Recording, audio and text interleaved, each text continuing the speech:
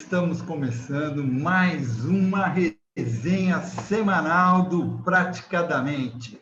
Eu sou o André e é uma felicidade, é um prazer enorme ter vocês aqui nesse momento assistindo. E a você que está aí nos acompanhando no YouTube ou no podcast. Tá? Hoje nós vamos ter uma convidada especial, que é a Ellen Dalla. A Ellen Dalla é uma psicóloga, ela tem formação em psicologia, ela tem formação em psicanálise, ela fez também já constelação familiar e tantas outras linhas terapêuticas. E vem a cada ano aperfeiçoando suas abordagens. E acabou desenvolvendo sua linha terapêutica, que é a AIS, que é a abordagem integral sistêmica. Isso, que a Ellen desenvolveu, visando olhar o ser humano como um todo, certo? E, assim, poder atuar exatamente no que ele faz de mal ou que ele não consegue resolver, qual é o problema que ele tem. Então, queira ou não queira, é uma abordagem extremamente humanizada. Com isso, a Ellen já ensinou e ensina diversos terapeutas para que os mesmos possam ter mais resultados e ajudar ainda mais em seus consultórios ou em suas clínicas. Tá? Então, ela irá falar para nós hoje um tema, através de toda a sua experiência, sobre traumas, o que são, qual a sua função e como desconstruí-los. Mas antes de passar para a Ellen, eu gostaria, né, de lembrar também aos nossos convidados que estamos nas mídias do WhatsApp, no Instagram, no YouTube, no Facebook e no Spotify. Vocês encontram a gente lá, tá ok? Ellen, é com você. Passo a bola. Muito obrigada, Andréia, Luciano, os outros que eu ainda não conheço, não sei o nome. Eu estou me sentindo, assim, muito agradecida, estou achando o máximo estar aqui com vocês hoje.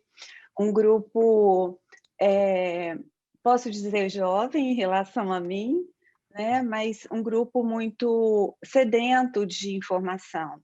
E hoje é muito rico isso. Então é muito gostoso a gente compartilhar com pessoas que estão afim mesmo de ir mais fundo no tema e que desejam, que buscam.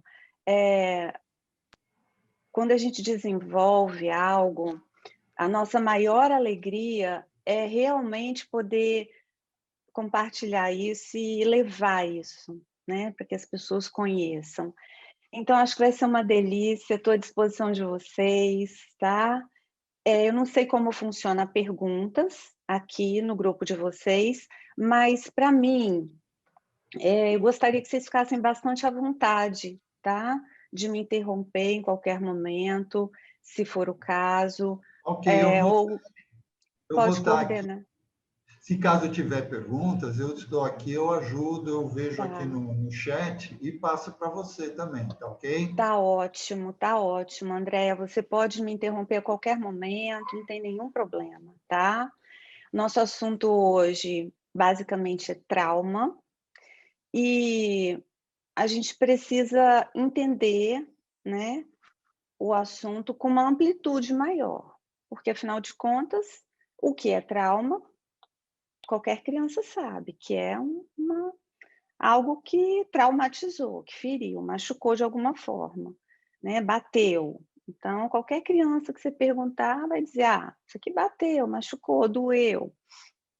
Mas a gente vai ampliar esse olhar. E para a gente fazer isso, eu vou trazer um pouco do pensamento integral, da onde a abordagem integral sistêmica se estrutura.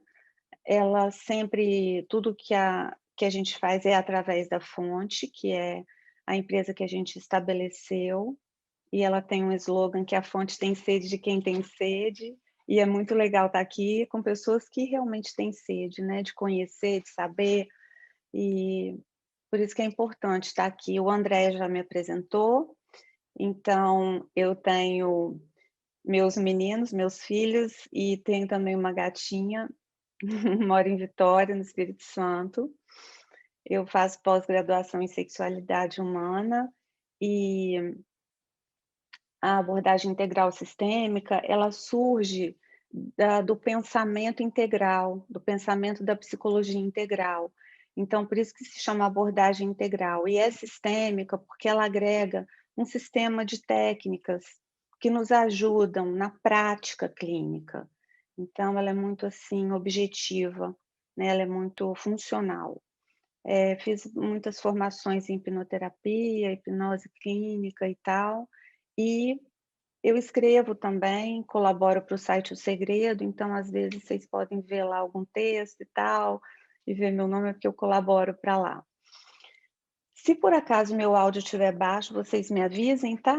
Que eu regulo o volume aqui.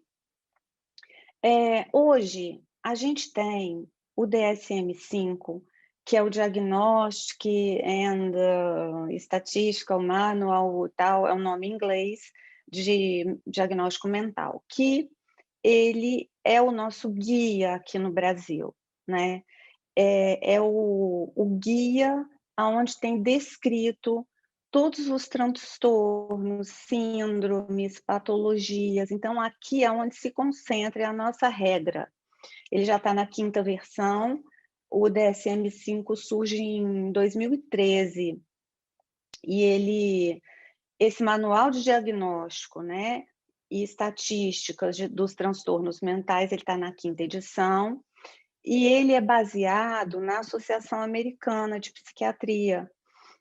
Então, ele é usado pela psicologia, né, pelos fonoaudiólogos, terapeutas e médicos. Então, esse é um guia para a gente, não só para a psicologia, mas para as terapias, fonoaudiologia, médicos, para todo mundo.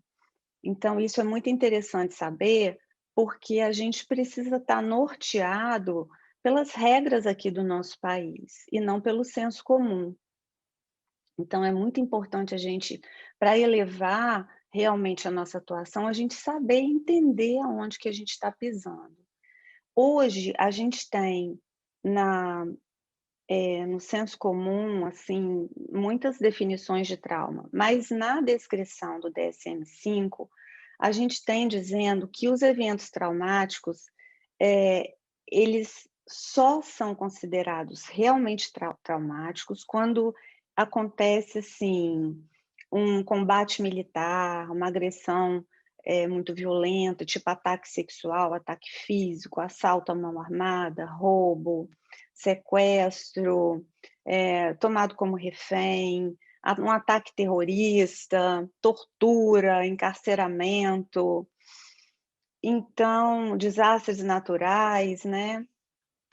Acidente de automóvel, ou receber diagnóstico de alguma doença. Essa definição está na página 449 do DSM-5. Então, essa é a descrição do DSM-5 sobre trauma. E a gente tem, em paralelo a isso, né, mais um senso comum de que o trauma é um dano à mente, né, que ocorre como resultado de um evento angustiante, alguma coisa que algum estresse tão grande que excede a capacidade da pessoa do enfrentamento. A pessoa não dá conta de integrar aquelas emoções envolvidas naquela experiência, aquela experiência vem com uma força que excede a capacidade da pessoa lidar com aquilo. Então, no senso comum, esse que é o trauma. Então, existe um delay, uma diferença aí entre uma e outra definição. Quando a gente lê o trauma psicológico é um dano à mente, né? Mas o que é mente? Aí a gente começa a entender que o negócio não é tão simples. Será que mente é cérebro? E consciência? Será que consciência é mente? E será que consciência, mente e cérebro são uma coisa só? Será que eles conversam em algum momento? E o trauma, ele acontece aonde? No cérebro, na mente, na consciência, no corpo? Como é que funciona isso? Então, a gente começa a se questionar, porque assim, o trauma psicológico é um dano à mente que ocorre como resultado de um evento angustiante. Um evento angustiante é tão amplo, né? Até uma sede é um evento angustiante. Então a gente vê que a coisa é ampla e ela dá margem para muitas interpretações. E a gente isso não acontece só aqui, isso acontece em toda a área do comportamento. Porque se a gente for pensar que hoje a ciência que cuida de entender o comportamento é a psicologia, e as terapias são um braço da psicologia, né? São uma atuação, uma forma de atuação da psicologia. Mas o que é comportamento? Porque umas pessoas falam que a psicologia estuda o comportamento. Só que tem outras pessoas que falam que é o estudo da consciência. Mas aí tem uma galera que diz também que é o estudo da mente. E aí tem ainda um pessoal que vai dizer que a fala é essencial. Mas tem outro pessoal que vai falar que não, que o corpo fala por si. E ainda tem aquelas coisas do além. Tem o pessoal ainda da parapsicologia que ainda vem confundir mais um pouco. Então a gente começa a ver que as perguntas vão aparecendo. E quando a gente fala em comportamento, porque o trauma ele reflete, ele tem um reflexo direto na ação, no comportamento, né? Porque senão a gente não estaria preocupado com ele. Mas o que é um comportamento? Andar é comportamento? É fácil isso, né? Porque andar é um comportamento. Agora, será que falar também é um comportamento? É, né? Porque eu escolho falar, então eu me comporto. E lembrar, sonhar, é um comportamento? Será que é? Eu me lembrei, será que eu escolhi? É um comportamento. E sonho, será que é um comportamento? Quando um trauma se manifesta no sonho, será que é um comportamento? E imaginar. Imagina que você está dando a mão para o seu pai. Será que isso é um comportamento? A imaginação? Então, a gente vê que a confusão está armada, né? E essa confusão que está armada, ela não está armada só para a gente. Ela está armada desde sempre. Ela já está armada há muitos e muitos e muitos anos. E para desembolar esse novelo, para começar a arrumar essa confusão, surgiu lá em 1900 a primeira força da psicologia que veio tentar explicar a mente, que foi a psicanálise, e Freud foi lá e tentou mapear a mente, criou um modelo da mente, que é o modelo mais comum usado hoje nas escolas de hipnoterapia, que é dividido em 3 instâncias, né? Então, é o modelo da psicanálise. Só que veio um povo e falou assim: não, vocês estão totalmente errados. Isso aí não é ciência, isso aí é maluquice, a gente quer o negócio científico, então vão para o laboratório estudar comportamento. E havia uma divergência filosófica muito grande, porque uns achavam na psicanálise que o trauma só podia acontecer no passado e do nascimento para frente. Então, toda a minha história, todos os meus traumas estariam habitando do momento que eu nasci até hoje, agora, aqui e agora. O pessoal do comportamento fala nada disso. Isso é tudo bobagem, porque trauma não é visível, não é mensurável, a gente não pode analisar. Então, isso aí não é bem assim como vocês estão falando. Só que depois, em 1960, veio um outro povo da humanista e falou: olha, vocês dois estão errados. Nem um está certo, nem o outro está certo. O homem não é assim. Então, vem tentando explicar o homem, dizendo que o homem tem um potencial interno, humano, tão grande, que ele não fica preso ao passado. O passado não me define. Eu faço o que eu acho que tem que ser e eu posso mudar, o passado não me controla. Então, eles eram divididos, né? E aí surge um outro povo do meio da humanista que fala: não, vocês três estão errados. É muito além do homem, agora é transpessoal, vai além do pessoal. Essa força não é só minha, essa força está conectada com o grupo. E a partir da transpessoal surge um americano que começa a desenvolver o pensamento integral, que diz basicamente o seguinte: aqui ele está dizendo, sim, eu sou um filósofo. Estereótipos são verdadeiros, porém parcialmente verdadeiros. E aí ele vem dizendo o seguinte: não acredito que a mente humana seja capaz de errar 100%. Então, ao invés de questionar qual abordagem está certa e qual está errada, eu assumo que cada abordagem é verdadeira, porém é parcial. Então, eu tento visualizar como encaixar essas verdades parciais e como eu vou integrá-las, não escolher uma e me livrar das outras. E ele, então, vem desenvolvendo esse pensamento e ele vem integrando pensamento oriental e ocidental, e ele vem integrando as 4 forças da psicologia em uma grande força. Basicamente, é esse o pensamento. O que ele faz? Ele, primeiro ele divide. Existe um mundo dentro de mim, interno. Esse mundo ninguém vê. É meu, pessoal, só eu sei. E existe um mundo fora de mim, que vocês estão vendo aqui eu me comportando, mas existe um comportamento dentro de mim que ninguém vê. E existe um comportamento que você vê se eu fiquei vermelha, se eu fiquei com vergonha e eu estou suando, se eu estou tremendo. Então, as emoções se manifestam no corpo. Então, a primeira coisa que ele faz é entender esses dois mundos. Só que tem um outro grupo, um outro movimento, que é o grupo onde eu estou inserida, que é o sistema familiar, que é esse grupo. Só que esse grupo está dentro de um grupo maior, que é o sistema coletivo. Então, a gente tem 4 níveis de trauma. A gente tem um trauma que acontece subjetivamente, que acontece na transição, que é o parto.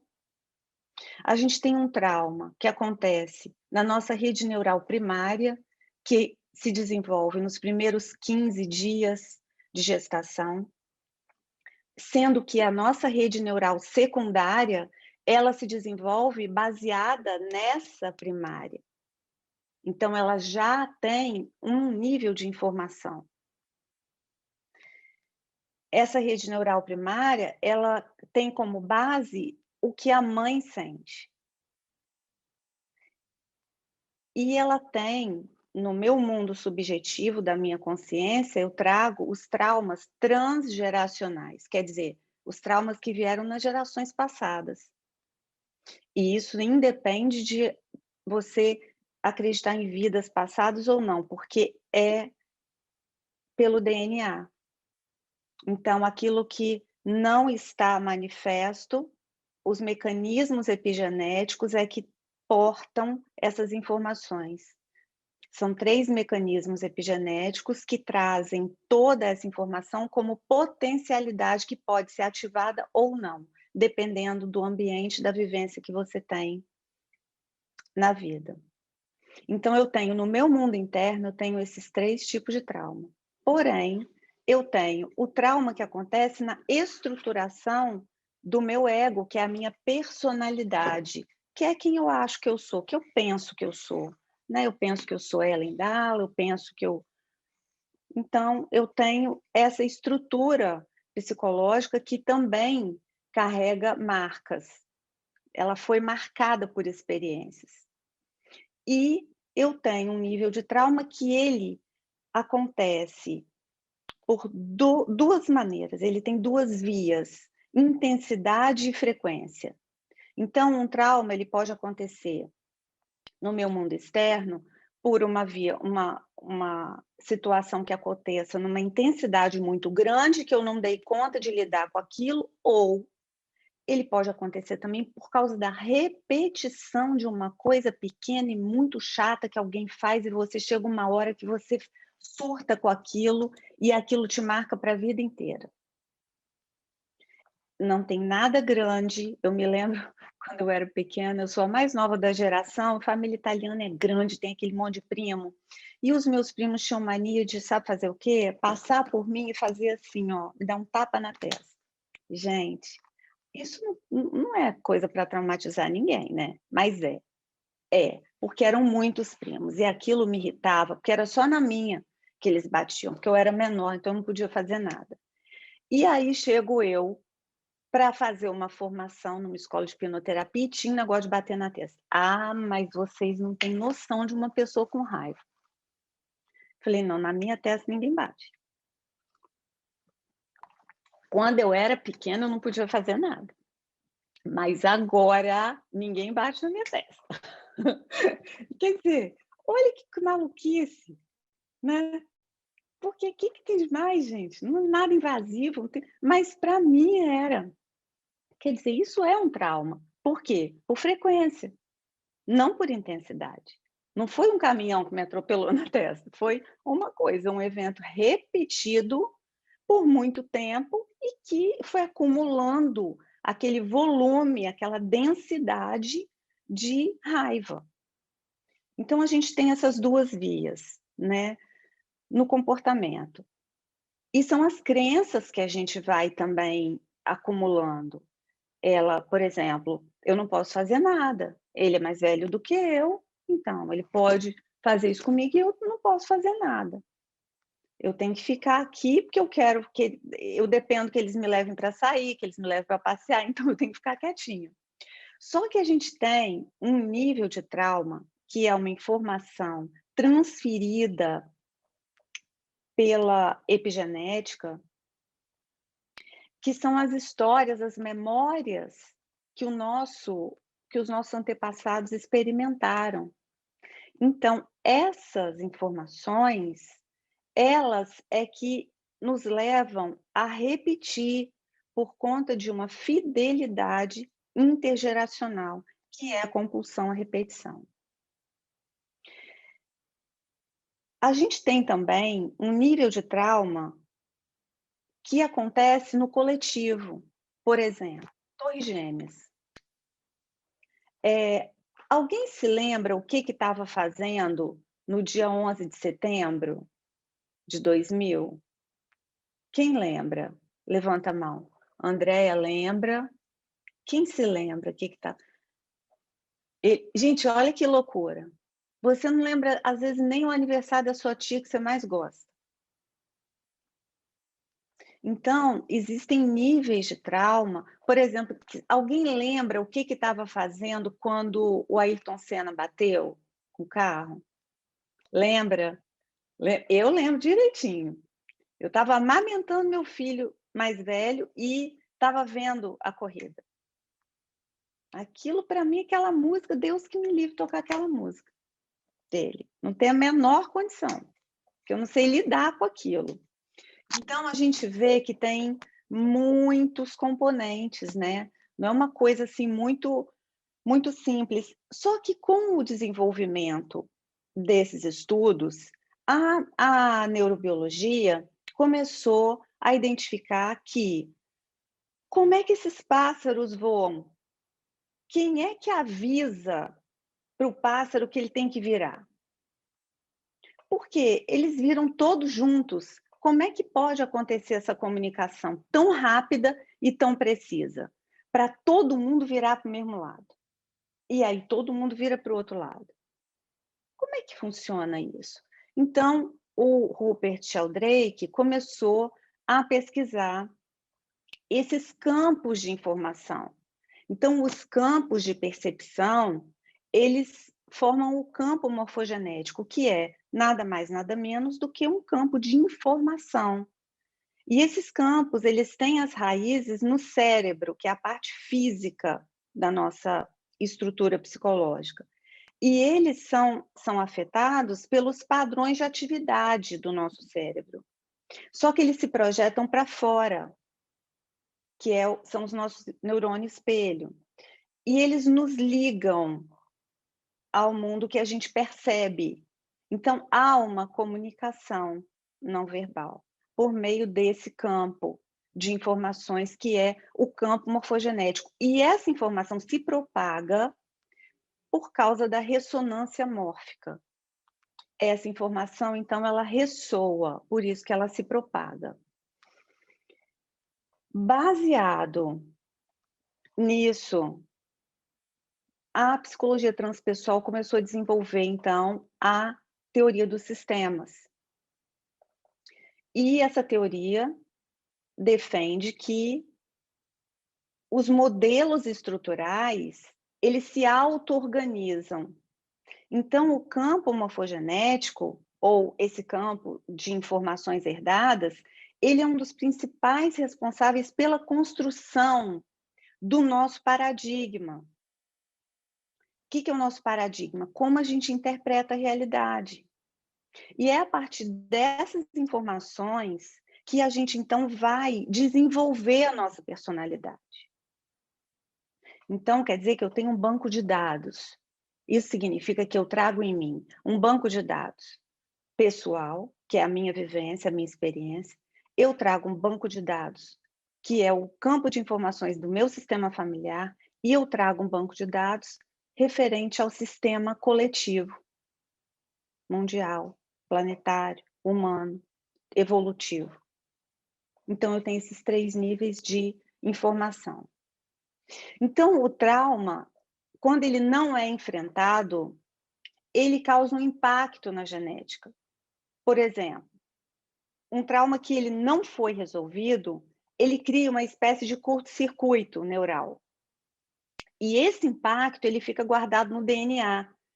Então, ele altera a maneira como os nossos descendentes vão interpretar a realidade. É como uma espécie de solidariedade inconsciente. Eu não consegui resolver, então você vai resolver, porque eu passo isso para frente. Isso não foi visto, isso não foi entendido, isso não foi sentido. Então, eu passo essa informação para frente.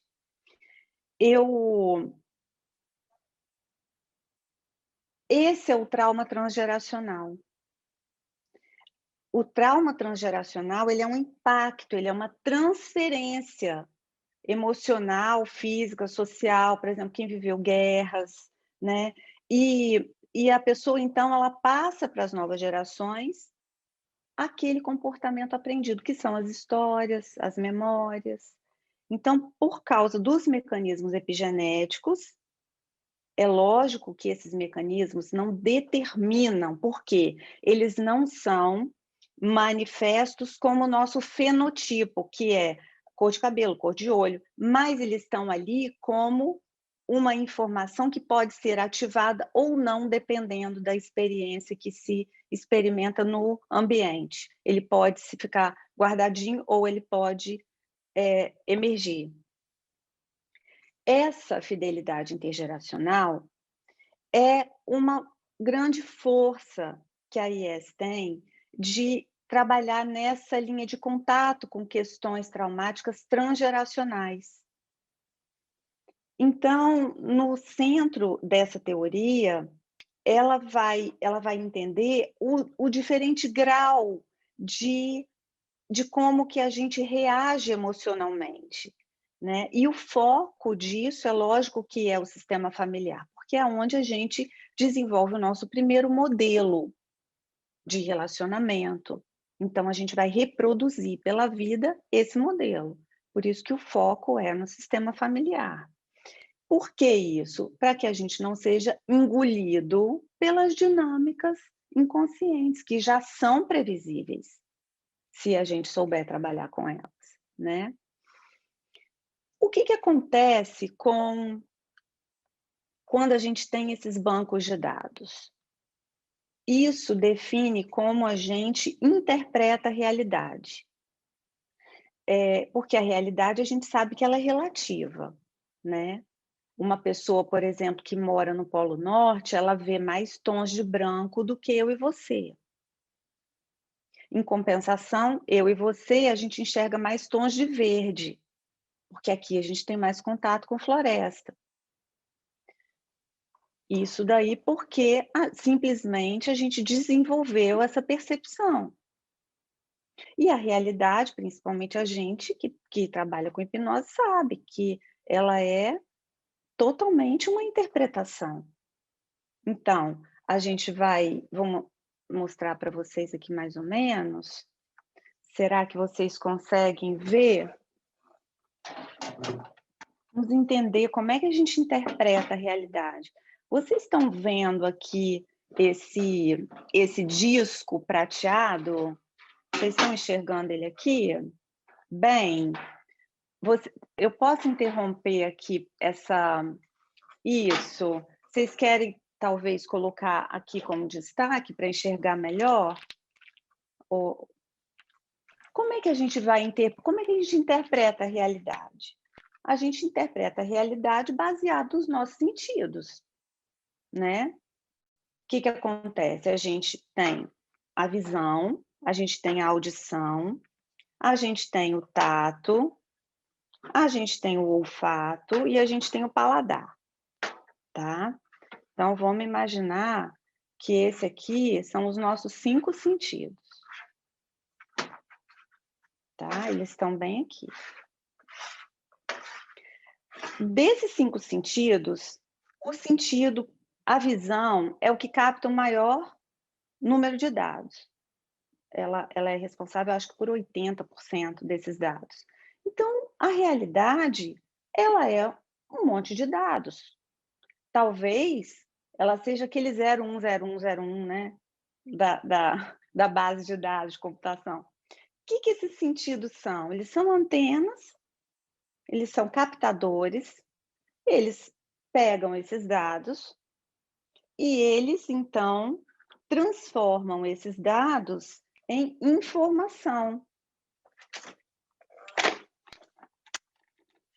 E para eles transformarem esses dados em informação, eles vão pegar esses dados aqui e vão transferir para o nosso sistema sensitivo, né?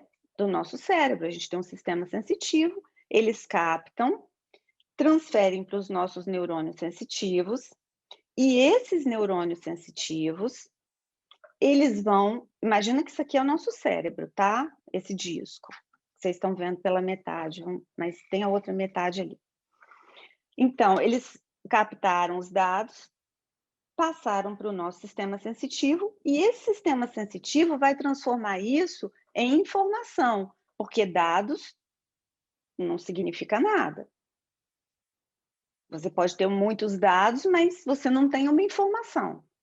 Então, esses dados só vão se transformar numa informação quando eles passarem pelo sistema sensitivo. E aí, o que esse sistema sensitivo faz para transformar isso numa informação? Ele generaliza, ele distorce e ele omite. Baseado em quê? Baseado no nosso banco de dados, aquele que a gente acabou de ver. Então, esse sistema sensitivo, ele olha para cá e fala assim: confere com o meu banco de dados individual, da minha experiência pessoal? Não confere. Confere com o banco de dados do meu grupo familiar, do meu sistema familiar, que eu trago na minha genética? Confere. Então, tudo bem, capta. Ou no banco de dados coletivo, da memória coletiva, do consciente coletivo. Então, quando ele confere e faz sentido, ele então dá uma interpretação. E o que ele faz quando ele dá essa interpretação? Ele cria uma imagem. A interpretação é uma imagem que ele cria. Então, ele pega e gera... Vou pegar uma outra cor aqui para ficar mais fácil de ver, senão vai embolar muito. Então, ele vem aqui e cria uma imagem disso aqui. Passou um leão, a visão viu, a audição captou, o paladar não, mas o olfato percebeu. Então, ele jogou para o sistema sensitivo que conferiu aqui, leão, faz sentido, leão? Faz sentido. Primeiro que está aqui no banco de dados da evolução, né? Está no meu banco de dados familiar, não está no meu pessoal, porque eu nunca vi, mas está aqui, então faz sentido. Aí eu gero uma imagem, eu crio uma imagem baseada nessas informações. Vamos supor que nesse banco de dados tem que o meu bisavô era aquele cara que tem um contato com os leões, que sempre está aí na mídia, que ele mora, alimenta, e para ele leão é sinônimo de vida, tá? A imagem que eu tenho aqui é de amor, afeto, carinho, respeito. Então, essa imagem é completamente diferente da imagem que uma outra pessoa tem, que tem, por exemplo, o registro que leão é predador. Então, a imagem que a gente traz, a forma como a gente interpreta a realidade é completamente diferente uns dos outros. Só que tem um detalhe. A imagem é que é o botão Enter da emoção. É ela que aciona a emoção.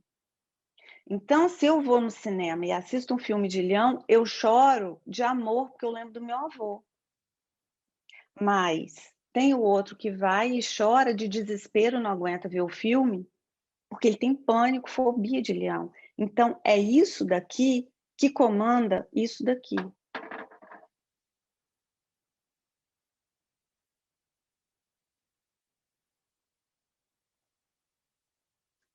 Ficou claro para vocês isso? Um trauma, ele habita aqui.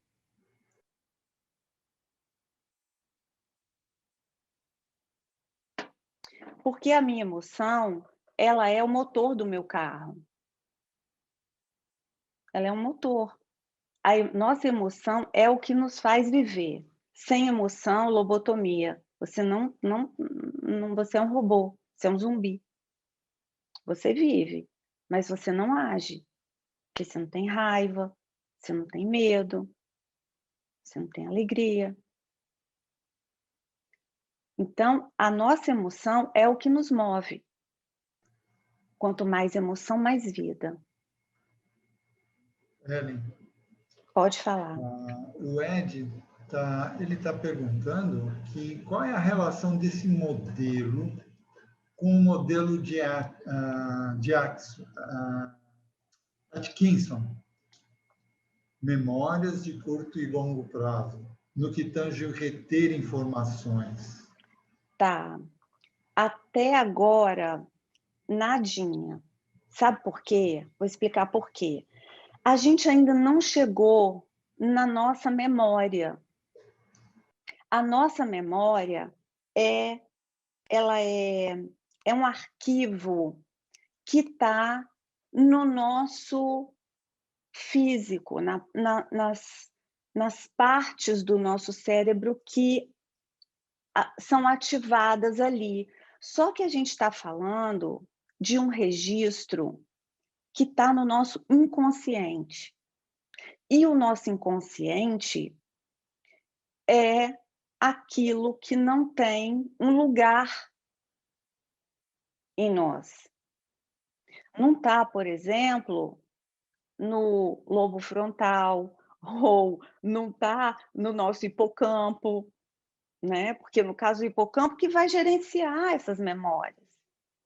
Se você cai de bicicleta e bate, você pode perder a Dory, né, do filme, o peixinho, que tem perda de memória recente. Não é o caso, mas ela está lá procurando o Nemo. Por quê? Porque ela tem uma imagem do que é ser mãe. Entendeu? É muito antes. É lá no nosso inconsciente. O nosso inconsciente, ele não tem um lugar. Tanto que a crítica, toda a crítica da comportamental, por isso que vocês veem muita conflito e tal, crítica e briga, por exemplo, do trabalho do... Como é o nome dele? Me ajuda aí, Luciano. Da comportamental, da hipnose comportamental. Como que é o nome dele? Erickson. Não, o Erickson era Não. da Ericksoniana. Era O Erickson que desenvolveu já pegou... a TCC? Não, nosso aqui do Brasil, da comportamental. Como é o nome dele mesmo, gente? Da hipnoterapia. Ele foi professor da Faculdade de Minas, de Psicologia Comportamental. Alberto, o Delissola? O Alberto Delissola. Por isso que vocês veem o Delissola criticando, sei lá. Por quê? Para ele, esse negócio de inconsciente é loucura. Lembra que eu falei no começo que o pessoal da psicanálise, o outro fala, não, isso aí está tudo errado, vocês não sabem o que vocês estão fazendo. Então, a comportamental, ela não vai acolher uma divergência filosófica. Não tem briga, não é briga, eles estão divergindo filosoficamente, é o pensamento que é diferente, tá? Então, mas o que acontece? Acho que a gente pode tirar a marcação para a gente se ver melhor. Isso aqui ficou entendido? Então, tem um nível de trauma que está no nosso registro sistêmico, que ele habita aqui nas imagens. Que a gente tem de pai, de mãe, de vida, de trabalho, de sexo, de prazer, de dor, de animal, de, sei lá, de tudo, de absolutamente tudo. E a nossa interpretação de cada pessoa, ela é completamente diferente da outra pessoa. Acho que a gente pode tirar aqui, né? Ficou entendido isso. Então, por isso que... Entenderam? Querem perguntar? Ele falou que perfeito, ele percebeu a semelhança com a transferência e recuperação de Atkinson. Porque a nossa memória, ela já é do nosso consciente. É o que você, por exemplo, ouviu aqui. Quando você chegar à noite, você vai dormir e vai consolidar. A informação que consolidou, ela vai ficar retida. O que não consolidou, você não vai lembrar. Esse é o processo de aprendizagem.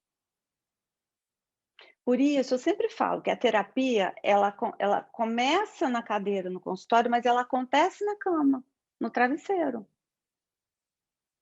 Porque você fez a terapia hoje, mas ao dormir é que você vai consolidar aquelas informações, que elas vão para o hipocampo. Então, ela vai ser consolidada e ela vai modificar a rede neural por causa da neuroplasticidade. O que modifica a nossa rede neural?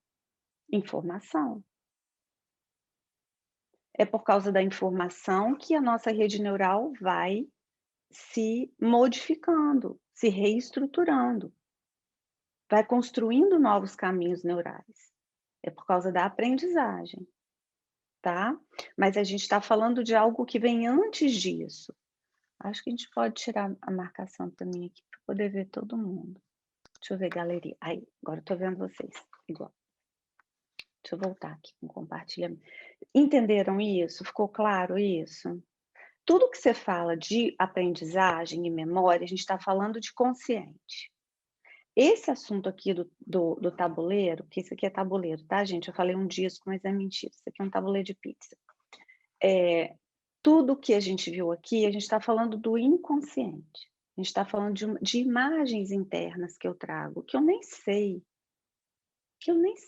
Ela vem antes da emoção, imagina. Se a emoção já é o instinto, ela que ativa. O que ativa a minha emoção? Por que eu me emociono com uma coisa e você não? Por que com uma coisa eu morro de rir e você morre de chorar? O que leva a isso? O que leva a isso são as imagens internas, esse banco de dados que a gente traz de informação. Ele está antes, ele está lá no nosso pré-consciente, no pré-cognitivo. Tá? Então, deixa eu compartilhar. Ficou entendido? Ou vocês querem? Não tem problema nenhum de voltar, tá, gente? Então, é assim que a gente percebe a realidade. É assim que a gente interpreta a realidade. E é assim que a gente lê a vida e lê o mundo, segundo o nosso entendimento. Quer ver uma coisa aqui? Quer ver uma coisa? Olha só. Quem de vocês, aqui eu trouxe todo o sintoma, ele tem uma função dentro do sistema. Porque por trás do nosso discurso, sempre tem algo, uma mensagem que é essencial. Sempre tem. Quem de vocês aqui já passou por algum processo de hipnoterapia, levou algum assunto que não ficou 100% resolvido ou não ficou resolvido em parte? Ah, mas aí também, praticadamente, eu não vou ler. Fala, como é seu nome? É o Nadson. É que ele tá Nadson. com... Nadson. Tá. Nadson, olha só. Quer ver? A gente não vai fazer terapia, tá? Mas é só para vocês terem uma ideia do que eu estou falando, tá? Na prática. Porque também a gente fica só na teoria aqui, né? Nadson, esse assunto que você levou, não precisa me falar não, tá? Esse assunto que você levou lá para a sua sessão de hipnoterapia, era referente a alguma coisa da sua família de origem? Era o quê? Era Não precisa falar para mim o assunto. Fala assim, era referente à família de origem? Tinha a ver? Não. Não. Tinha a ver com o quê? Me dá uma... Fobia, medo, fobia. Fobia. Tá, tudo bem. Tudo bem. Então, vamos fazer o seguinte. Como a gente não vai ficar muito subjetivo, pode se perder, vamos fazer assim, Nadson. Imagina que isso aqui é o seu mundo, tá? É o seu sistema. E você vai montar para mim a sua família, tá? Perfeito. Como é que você vai montar para mim? Eu vou te perguntar, Nadson, quem entra? Aí você vai me falar, eu vou pegar um bonequinho e vou representar essa pessoa, tá bom? Perfeito. Então, tendo em mente que esse aqui é o seu mundo, aqui é o passado, só estou criando uma referência para você, tá? Aqui é o passado, aí é o futuro, tá bom? Sim. Por que isso? Por que eu estou fazendo isso? Porque a nossa personalidade, o nosso ego, que é a nossa mente, tá? Ele precisa de referências. Passado e futuro existe por causa do nosso ego. Por isso que existe, porque é só um combinado, né? Então, a nossa mente que precisa. Tanto que quando uma pessoa começa a dissociar, começa a entrar num surto, a primeira coisa que você faz é que dia é hoje? Porque assim você sabe se ela está ou não dissociada. Se a pessoa perder a conexão com a mente, se ela perder a conexão com o ego, ela não sabe que dia é hoje, não sabe se é 2020, 2021, não sabe. porque ela fica desorientada, né? Então, por isso que eu criei essa referência. E aí você me fala quem entra.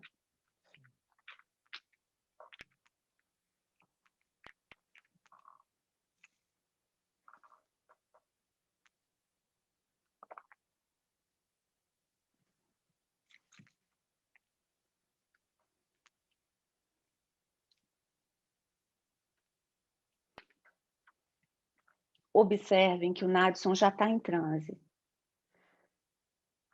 Sabe por quê que ele entrou no transe? E já surge emoção. Sabe por quê? Porque ele já viu aqui. Entenderam como é que a imagem é forte? É ela que leva para o transe. Não tem indução. Ele já está totalmente... Agora eu estou fazendo força para ele sair do transe, entendeu? Eu tô fazendo força para a terapia não acontecer, para não deixar ele ir. Porque a imagem, ela te joga no lugar que precisa ir. Ela te leva, é ela que traz a emoção, entendeu? Mas respira, tá? Fica meia água, não entra todo aí nesse lugar, e vamos montar aqui, tá? Finge que não está acontecendo nada. Perfeito. Segura a onda. Tá bom. A gente não precisa desse tanto de emoção, entendeu? A gente quer o essencial.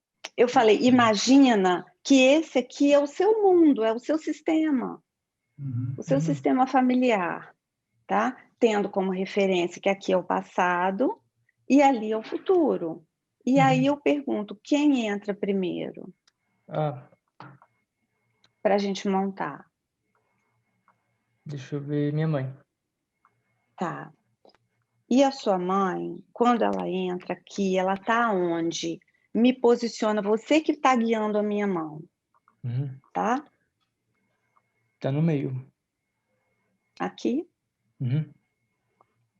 E quando ela tá aqui, ela olha para onde? Pra frente. Tá. Então aqui tá certo, né? Uhum. Tá. Se você quiser que eu mude, você me fala que eu mudo. Tudo bem. E agora? Meu pai. Tá. E quando ele entra aonde aqui? Pro lado direito. O lado direito meu é aqui, é Pera. o meu Esse daqui. aqui. Uhum. E qual É, distância? do lado. Do ladinho. Aqui tá bom? Uhum. E ele olha para onde? Pra frente. Tá. Aqui tá bom. Sim. E agora? Eu. Tá. E você entra onde? Atrás. Tá. Aí. Aonde? Aí. No meio. Aqui? Aham. Aqui? Sim. Aqui tá bom? Sim. Assim tá bom. Sim. Perfeito. Tá. Acredito Tudo que bem. um pouquinho para trás, mas um pouquinho para Mas, trás. olha como é preciso. Olha como é preciso. Aqui não tá bom. É um pouquinho para trás. Aqui tá bom? Mais um pouquinho. Mais um pouquinho. Aqui. Tá Uhum. bom? Tá bom. Sabe o que é a pulsão da psicanálise? A pulsão da psicanálise, que é a nossa vida, é o desejo, né? O nosso desejo nunca é satisfeito. Sabe quando você vai na padaria, tem a melhor torta do mundo, e aí você chega na padaria e a moça pega e fala assim para você, boa tarde, pega a espátula e fala, é aqui, posso cortar aqui? Aí você fala assim, não, um pouquinho mais para lá. Aí ela anda com a espátula. Aí você fala assim, não, não, não, volta um pouquinho. Volta um pouquinho para cá. Aí ela volta. Aí você fala, não, não, não, ficou muito pequeno. Aumenta só um pouquinho. Aí ela aumenta, você fala, não, não, tá grande. Aí ela corta. Quando ela corta, você fala, não. Aí você pensa, você está com vergonha de falar, mas você pensa, não, hoje eu queria um pedaço maior, ela cortou pequeno. Aí você leva para a mesa, você não está satisfeito com o pedaço do bolo. Então, a gente é assim. Esse é o desejo, ele nunca se satisfaz. Ele sempre está, ou mais ou menos, ele está sempre em busca de satisfação. Mas então, Nadson, o que acontece? Esse sistema seu, familiar, é como a história que você me conta aqui, através dessa imagem, você ficou segurando a onda desse casal que nunca se resolveu. Então, é como se você fosse a cola deles. É como se você estivesse sustentando esse pai e essa mãe, como se você fosse o pai deles. Talvez você cuide deles de alguma forma, talvez eles te deem mais trabalho do que... Talvez você tenha tido que assumir responsabilidades muito cedo. Responsabilidades que estavam até, em algum momento, você achou, tá além da minha capacidade. Né? Aí você que vai me dizendo o que faz sentido, o que não faz, entendeu? Porque aí é um trabalho que a gente faz em conjunto com... Eles são sempre prioridade. É como se você tivesse que atendê-los o tempo todo. É como se você tivesse que ter uma função ali, né? Eu tenho que estar ali para servi-los, para atendê-los. E isso vai ficando muito pesado. Né? Vai ficando muito pesado. Por quê? Porque você não vê futuro. Qual o futuro que eu tenho? Meus pais. Não tem nada além disso. Não tem para frente. É como se você enxergasse a vida pelos olhos deles. Entendem que é essa história que ele está contando? Eu não estou inventando nada. É a mãe que manda, não é? A mãe que manda na casa, provavelmente ou ela que leva a renda, né? Ou, se não é ela que leva a renda, é ela que manda nele, no seu pai, de alguma forma. Ou ele tem alguma questão, por exemplo, às vezes a pessoa tem uma questão com álcool, com alguma coisa que é como se fosse assim um inválido. Disso que eu falei, o que faz sentido? Faz sentido quase tudo, que é a pequena coisa, porque no caso, meu pai que está na frente de tudo. Só isso que, mas de resto, praticamente tudo, que eu Ele realmente eu está não na vejo frente de mais, tudo, mas quem manda nele é ela. a maioria das vezes, tipo, ela É que lógico, acalma, sabe ela por é que... quê? Ele monta o sistema a partir dela. Entenderam? Por que ele faz isso? Porque é a imagem que ele traz. O que eu inventei aqui? Eu só li a história que ele me contou. A partir dela, entra o pai e ele se coloca atrás. Quer dizer, eu não vejo a vida. Eu vejo a vida através dos olhos deles, porque eu estou no passado. Eles que estão no futuro. Qual é meu futuro? Repetir esse negócio.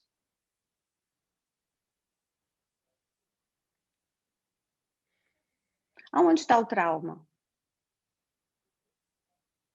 Entendem? Que a gente tem um campo muito mais amplo. Se você tivesse que colocar essa fobia aqui, ela estaria... Uma pessoa dessa, ela tem fobia de qualquer coisa.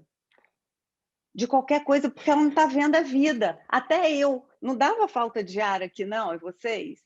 Não dá uma agonia? Uma vontade de falar, dá licença, né? Ei, você me dá licença aqui para eu poder dar uma olhada rápido? Eu olho rápido e volto.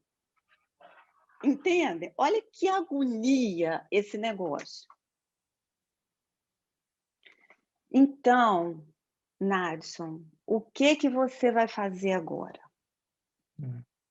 Assim, rapidamente. Você vai fechar seus olhos, tá? Eu vou tirar isso daqui porque eu não consigo nem respirar. Acho que ninguém. Fecha seus olhos. E você vai fazer o seguinte. Você sabe muito bem o lugar interno que você deve ir. E você vai imaginar que você chega diante dos seus pais. Você é bem pequeno e eles são bem grandes.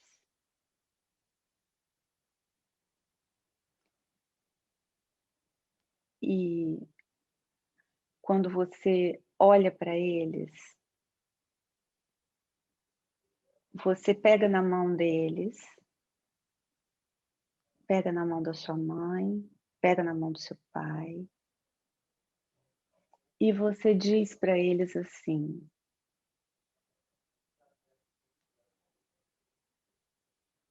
eu vou levar vocês para o colo dos pais de vocês.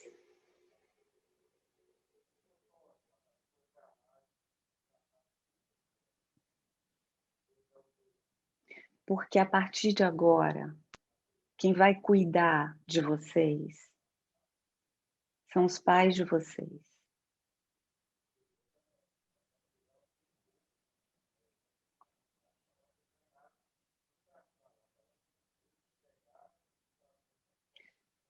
E você, não importa se eles estão vivos, se não estão vivos, não importa. Não se preocupa com isso. Você pega o seu pai e a sua mãe e leva para o colo dos pais de cada um deles.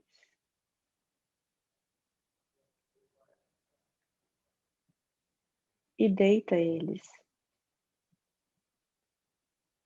no colo dos seus avós.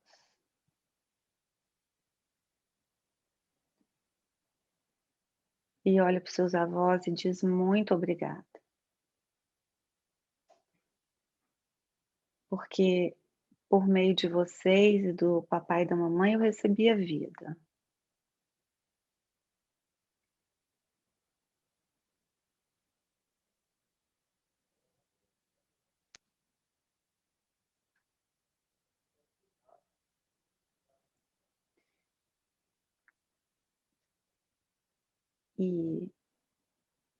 E você agora vê o seu pai e a sua mãe no colo dos pais deles com outros olhos, completos, nada falta para eles agora. E você não precisa preencher mais nada que falta para eles. Porque eles já estão preenchidos.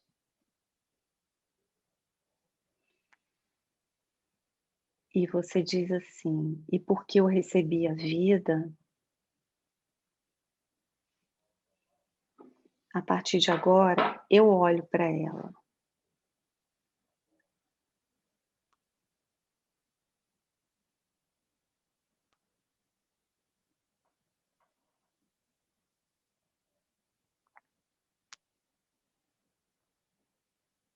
E quando você puder, você vai deixar de olhar para essa cena dos seus pais, no colo dos pais deles, e você vai virar para a vida e vai olhar.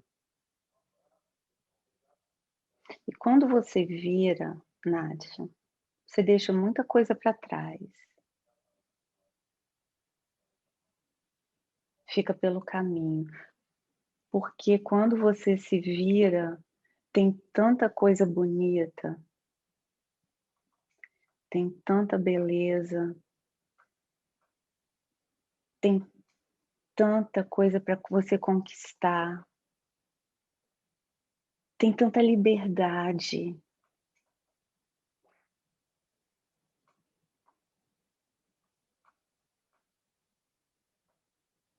E você sente que os seus pais estão atrás de você te dando suporte. Agora sim, eles estão fortes.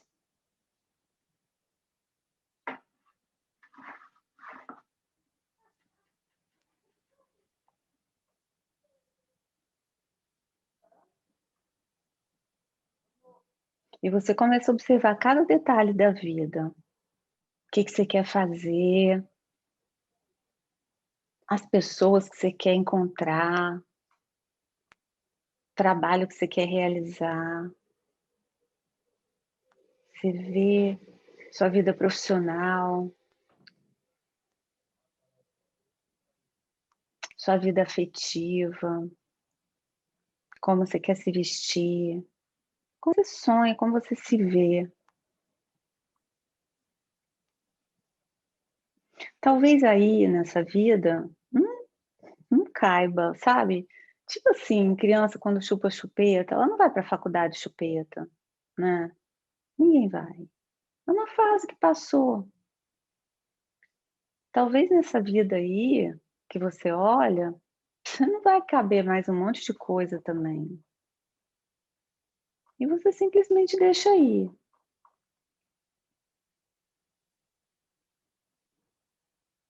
Deixa aí um monte de medo, de julgamento, de culpa, vai deixando o que for possível deixar.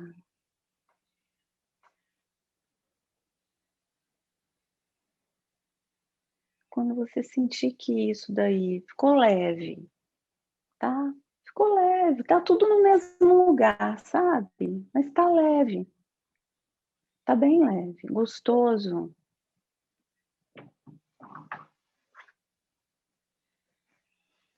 Quando você sentir que isso ficou leve, você conecta com a gente aqui.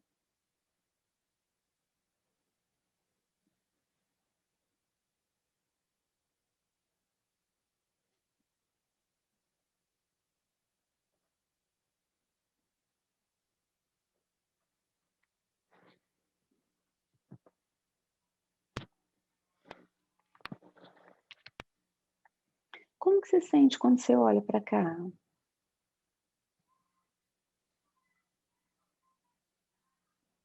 Sinto bem, Você se sente melhor? melhor. É bom olhar para a vida, né? Uhum.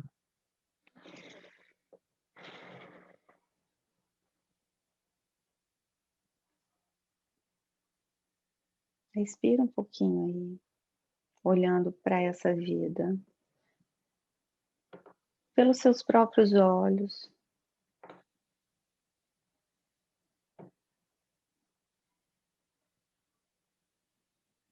Fazendo do seu jeito, sabe?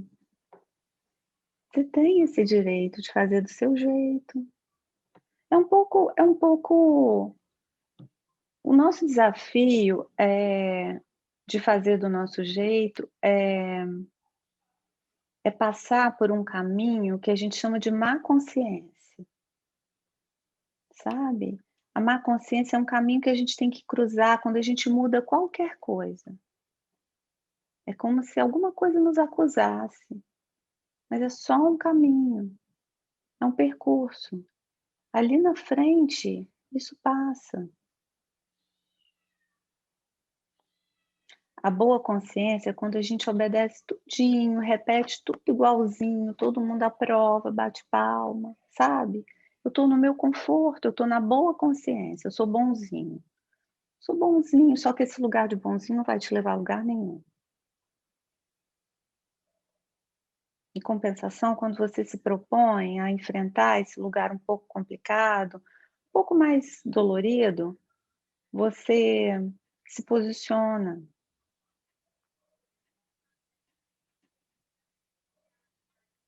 E todo mundo ganha.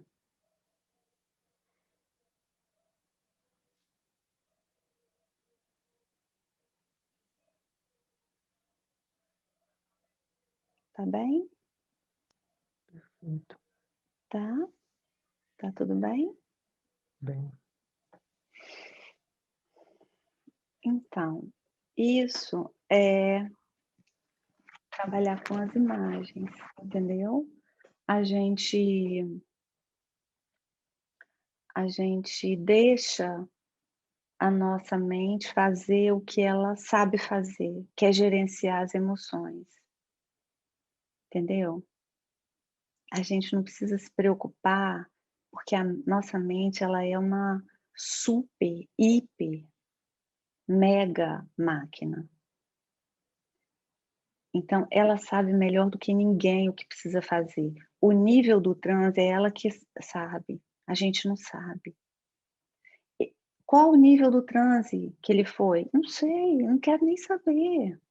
Isso é o que a mente dele sabe fazer, é o que ela é especialista nisso. Ela que sabe fazer, deixa o seu corpo fazer o que ele sabe fazer. Então ele vai para o nível que ele tem que ir. E é a mente dele que sabe. A emoção também. É ela que gerencia.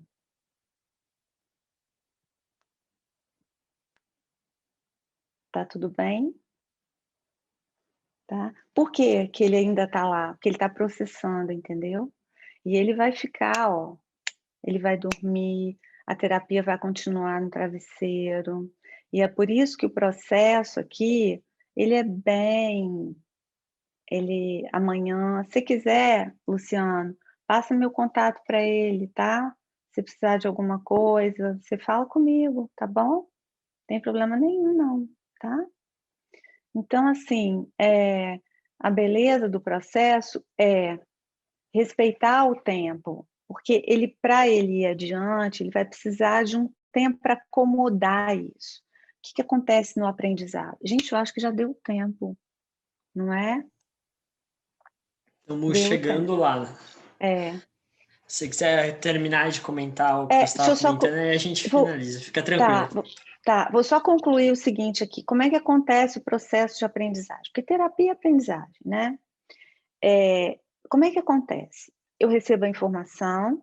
Quando essa informação entra, ela desacomoda tudo lá dentro. É como se você pegasse uma caixa de brinquedo e chacoalhasse aquilo ali. Sai tudo do lugar. Na medida que eu vou dormindo, e a minha rede neural vai reagindo àquelas informações, a neuroplasticidade vai modelando, aí então eu vou aprendendo. Esse é o processo de aprendizagem. Então nada acontece, como no nosso corpo, eu vou para a academia, malho um dia, o que vai acontecer com você? Nada, você só vai sentir dor. É igual a gente na terapia, ele só tomou um susto, né? Ficou emocionado. Como que essa doida vai saber da minha vida, do meu pai? Não sei nada da vida dele, gente. Nem preciso saber. Né? Ele apresenta a imagem, a gente vai trabalhar essas imagens e pronto. E ele que tem que saber da vida dele. Então, ele desacomodou tudo, aos poucos ele vai reorganizando isso. É nessa reorganização que ele vai ter força para fazer os movimentos, ter posicionamento. Então, ele vai encontrar dentro dele. Tá? É isso. Não deu tempo da gente fazer uma prática, foi bom. Sensacional. Obrigada, viu, querido, por ter compartilhado com a gente a sua experiência, tá? Perfeito. Perfeito, Ellen. Foi muito bom. Eu acho que o pessoal também aqui adorou. Tenho certeza que todos gostaram. Com certeza. A gente aprendeu bastante. Eu acho muito interessante que você falou, a aprendizagem, ela é uma forma, às vezes, de você conseguir mesmo, né, se interagir nesse sentido. Que nem, por exemplo, que você falou que o Nadson, queira ou não queira, ele ainda vai dormir, as redes neurais dele vão processar toda essa informação e aí essa aprendizagem toda, ela vai começar a ser processada, né? Isso. E gostaria aqui de pedir para você, Ellen, que nós terminando aqui esse nosso bate-papo, que você possa, aliás, que você faça o seu merchan, o que você gostaria de dizer sobre você e também eu sei que você tem seus cursos, né? Se você quiser passar para a gente aqui e para o pessoal que está assistindo. Então, olha, minha alegria é compartilhar. Eu ficaria com vocês aqui a noite toda, porque eu tenho o Edson que manda em mim. Então, quem tem que falar é ele disso, porque, gente, eu só entendo disso que eu faço. eu sou uma tragédia no outro lado, no outro assunto. Então, essa parte aí, é melhor eu não me meter, não, porque eu vou fazer cagada. Então, é melhor ele falar, a gente fica mais seguro assim. Tudo bem. Perfeito. Não tem E problema. só queria dizer antes o seguinte: ninguém perguntou nada, porque eu falo igual um papagaio na chuva. Então, se vocês quiserem em algum momento mandar essas perguntas, de repente eu faço áudio, faço vídeo, sei lá o que, né? O que ficou aí, que não ficou amarradinho, que não ficou concluído, manda para mim que a gente dá um jeito de conversar novamente, tá bom? Tá, joia. Tá, ok. Eu acho que daí o pessoal pode, até se quiser também, tem o nosso, nossas mídias aí do WhatsApp, se quiser mandar pergunta lá, a gente passa. Não tem problema. Tem o Isso, aí eu Luciano, deixo com o Edson. o Luciano vai estar intermediando aí na boa. E, então, a gente está aqui finalizando. Tá. E antes de finalizar, eu queria avisar que... André, diga. Quer deixar o Edson, você quer comentar dos cursos, das formações? Cara, eu posso comentar rápido, a gente não precisa tomar muito tempo, porque Ótimo. o nosso trabalho resume no que vocês viram. A gente hoje vem trazendo essa opção da abordagem integral sistêmica. A gente une vários conhecimentos e o principal objetivo é desenvolver esse raciocínio no terapeuta para que ele crie a sua forma de fazer a terapia, crie seu estilo de atendimento e tenha essa liberdade, essa leveza de fazer exatamente o que vocês viram aqui a Ellen fazer. Então, tipo assim, eu resumiria para você que somos dois apaixonados em fazer exatamente isso aqui que a gente está fazendo com vocês. Perfeito. Depois você me manda aquele fold lá que, de novo, que eu acho que eu perdi, aí eu mando para o pessoal, para eles acompanharem. Fechou? Perfeito. Valeu. Ótimo, então vamos lá. Nós vamos ter, depois da resenha, a gente vai estar lá no Instagram. Pessoal, vocês que estão aqui, quiserem ir lá no nosso Instagram do Praticadamente, o Ed vai entrevistar. Se a Ellen quiser participar, Ellen, você é muito bem-vinda. Eu vou.